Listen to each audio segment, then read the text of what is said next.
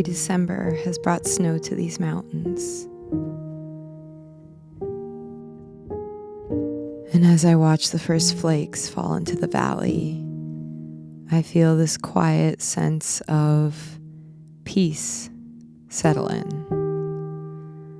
Like winter has finally arrived.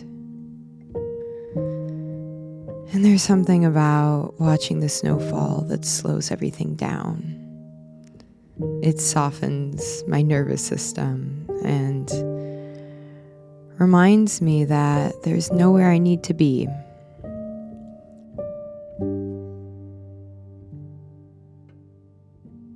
This is the season of stillness, of rest, of quiet days and long nights. It's December now, the last month of the year.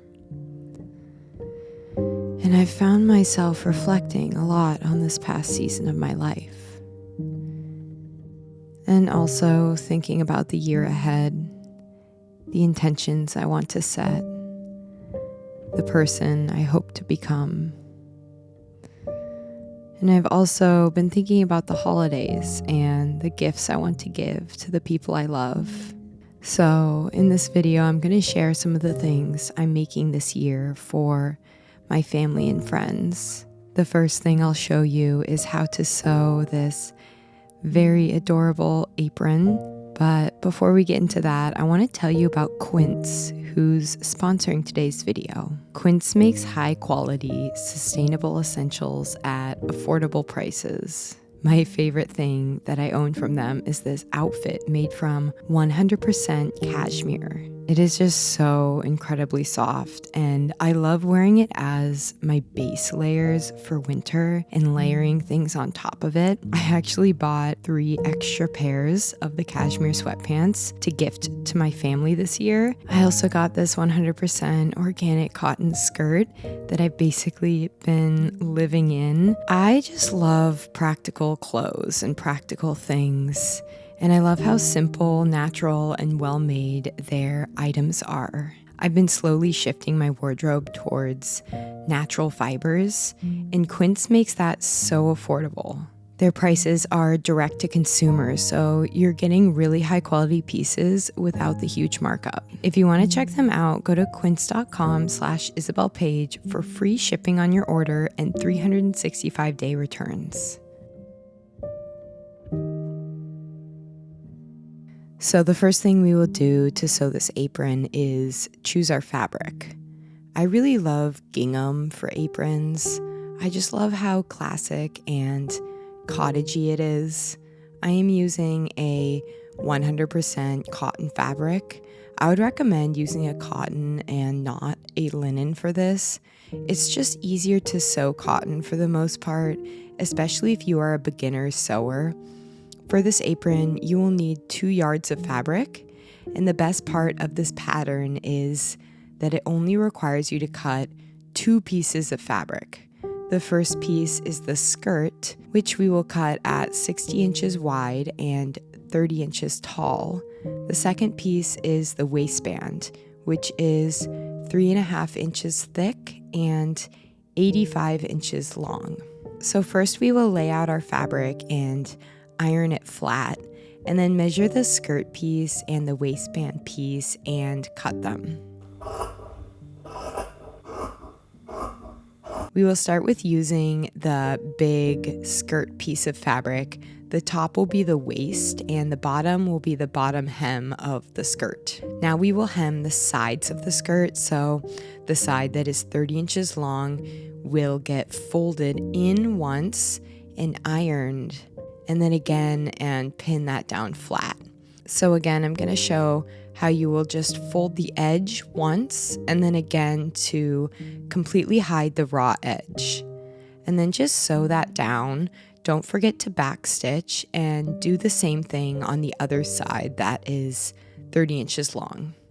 So now we will do the faced hem at the bottom of the skirt, which is the most complicated part of this pattern, but it is so pretty and impressive, you're going to want to lay your fabric onto a white lining fabric or any color and cut a 2-inch thick piece that is the exact length of the bottom of the skirt piece. The hem should be around 2 inches thick by 60 inches long. Lay that hem piece onto your table and fold the bottom in about a centimeter along the entire length of the hem and iron it down. Now lay your skirt piece on your table with the right side up and the wrong side will be facing your table. Now you're going to fold the edge in and then over. Watch this a couple times. It will look like a Z shape, and then place the hem lining flush with the bottom of the skirt. The folded side of the hem will be at the top. And then sew along the bottom of the skirt. It's a little confusing here, but just rewatch what I did if you get confused.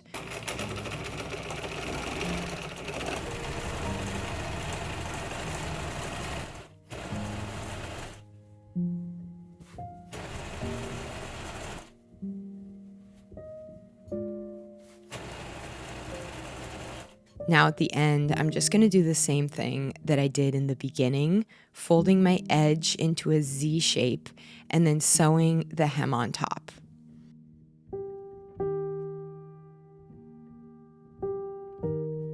So then you're going to flip the skirt piece over so the wrong side is facing up, and then pull the hem lining up and around. And then push the corner out.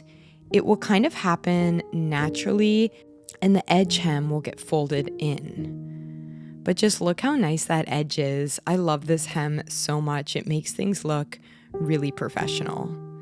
Then just pull the lining up and around the entire bottom length of the skirt and iron it down. And then you're just going to sew the lining down along the top of your lining and also sew your side hems down as well. So now you have a skirt piece that is hemmed on 3 sides, and the waist is still a raw edge. And now we will work on the top raw edge. Set your sewing machine to the longest stitch length, and you're going to sew 2 rows along the top. Do not backstitch here. Just sew the 2 rows and keep the tail end of your thread long. Then you're just going to grab the 2 top pieces of thread and pull and gather the top of the skirt. You want to gather the skirt until it's a little bit smaller than your waist. My waist is 26 inches, so I pulled it until it was about 24 inches long. Now take your waistband and fold both the top and the bottom in about 1 centimeter all along the entire length of the waistband and iron it down. Now place the skirt with the wrong side facing up. You can see the lining on the inside. That's the wrong side of the skirt. And pin the waistband with the wrong side up. So the right side of the waistband is on the fabric. And pin it to the skirt. Make sure and match the center of the skirt with the center of the waistband. Then you're just going to sew along the seam allowance along the entire top edge of the skirt.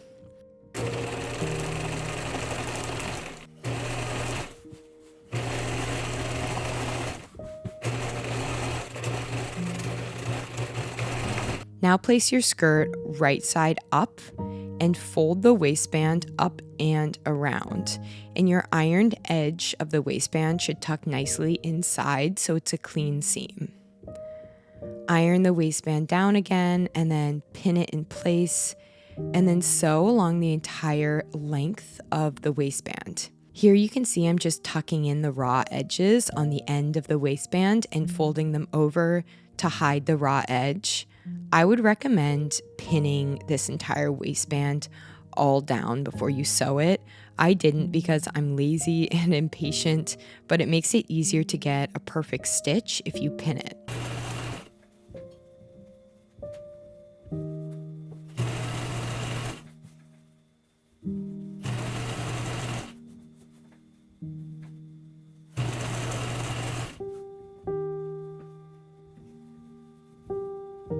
And you can see me here at the end. I'm just tucking in the raw edge and holding it in place as I sew it together. Again, you can pin it, which will make it easier. And that's it, you guys. You have officially made an apron, and you can add pockets to the front as well. That is a nice addition, which I might do on this one later. Okay, so the next thing I'm going to show you is how to make this very luxurious and moisturizing goat milk honey soap, which I love so much. There's so many amazing skin benefits to goat milk. You're going to start with freezing some goat milk into ice cube trays. I'm going to give you the exact gram ratios of my ingredients, but you can always just use a soap calculator to calculate the ingredients that you have. The method for making this soap will stay the same. So start with weighing out 325 grams of frozen goat milk into a bowl, and then sprinkle 140 grams of lye over your frozen goat milk. And then slowly as you stir, the lye will melt your goat milk. This freezing milk method prevents the milk from getting too hot and scorching when you add the lye. Set that aside, and while we wait for it to cool, we will measure our oils. Start with 340 grams of tallow and then place that on a double broiler to melt it. While that's melting, weigh out 150 grams of shea butter, 240 grams of coconut oil, and 270 grams of olive oil, all in separate containers. Then once your tallow is completely melted and hot, start with adding your shea butter. The heat from the tallow should completely melt the shea butter as you stir it. If it doesn't, place it back on the heat for just a second. Then add your coconut oil. Again, the heat from the oils should just naturally melt it. And once all of those are melted, add your olive oil and stir to combine. Then lastly, add a spoonful of honey, around 20 to 30 grams, I would say, and mix that all together. Then you're going to measure the temperature of the oils and the lye mixture. You want them both to be around the same temperature, within 10 degrees of each other. My oils were 80 degrees and my lye was around 87. That's okay. And then add the lye to the oils, and using your immersion blender, blitz the mixture until it becomes trace. It should thicken up as you blend it with the immersion blender. Try not to add too much air during this step because you don't want air in your soap. You'll know it's come to trace when you drip the mixture on top and you can see the drops like staying there, kind of. Do you know what I mean? And then you just pour it into your soap mold. I just used a baking dish and let it harden for a couple days before you take it out and cut it. I sprinkled some oatmeal flakes, dried wild rose, and lavender on top, but this is optional. I just thought it would be kind of pretty. One thing about making soap is you do have to cure it for around a month. This gets rid of the lye. So if you're gonna give it as a gift, just tell the person not to use it for a couple of weeks, just because you want it to be soft and smooth and not too harsh from the lye. I absolutely love this soap. I've actually been using this specific recipe for many years now. I had a lot of failed soap attempts over the years, and I found this one and just kind of stuck with it. I like that you replace all the water in it with goat milk because it just feels a lot more moisturizing, which, yeah, soap can be kind of drying on the hands, and especially in the wintertime when it's so dry out. I just love how moisturizing this soap is. The next thing I'm going to show you how to make is homemade vanilla extract, which is honestly one of the simplest things to make. You literally only need 2 ingredients, and that is vodka and vanilla beans. I decided to use bourbon. That's a little bit more luxurious, but I did make bourbon vanilla extract like a couple of years ago, and it was honestly the best thing I'd ever had in my life. I swear everything I put that vanilla extract in turned out so good. Like chocolate chip cookies with that bourbon extract was just the most amazing thing. And it's so simple to make. All you do is just cut vanilla beans in half and then place them into a bottle and pour in the bourbon or the vodka. And that's basically it. You just let it sit for a couple of months, periodically shake it. This is such a fun gift for people, and it's so easy to make. Oh my goodness. So the last thing I want to show you guys is these homemade beeswax candles, which is another like very, very simple thing to make.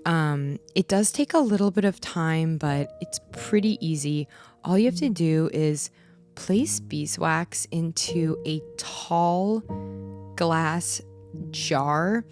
I like to use these 64-ounce jars. You can use like metal as well. You can buy specific candle making containers. I just use this glass thing because that's what I have. And then you want to melt the beeswax down in a double boiler until the beeswax is completely filled to the top of your jar. And then cut your wicks. I like to do double the length of the jar. So I measure the height of the jar and then I do ×2 just because you're going to dip 2 at a time. And then, yeah, basically you just dip it in and then you dip it into cold water to kind of harden the wax in between dips. I kind of use my hand to try to straighten it out as I'm dipping it. You can use weights on the bottom of your wicks to help you with the dipping.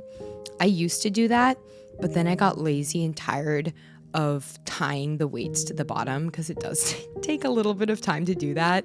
And I find that it's easier to just kind of dip it in and then like straighten it out with my hands. I don't know. This is just the method I use. I also have been making these candles for many years now. I love making my own candles just because they always turn out a little wobbly, which I love. I love the look of like a wobbly, rustic candle sitting on a table. It's just so cute.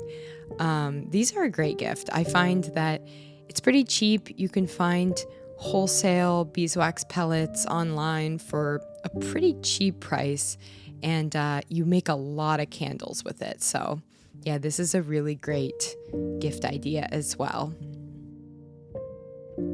So now it's been a couple of days and I'm just going to cut the soap up into bars. I really love how many soap bars you get out of this. Also, a lot of candles and a lot of containers of vanilla extract. If you have a lot of people in your life that you need to give gifts to, I feel like these things are super nice because they're thoughtful, they're handmade, and you can make a lot of them for pretty cheap. Also, let me know if you try making the apron. I'm so curious how it will turn out. I don't know. I've never done like a sewing tutorial before, so I am curious if you're gonna find it easy or hard, or if my instructions were clear. I hope so. Anyways, thank you all so much for watching this video, and I will see you all next week. Okay, bye-bye.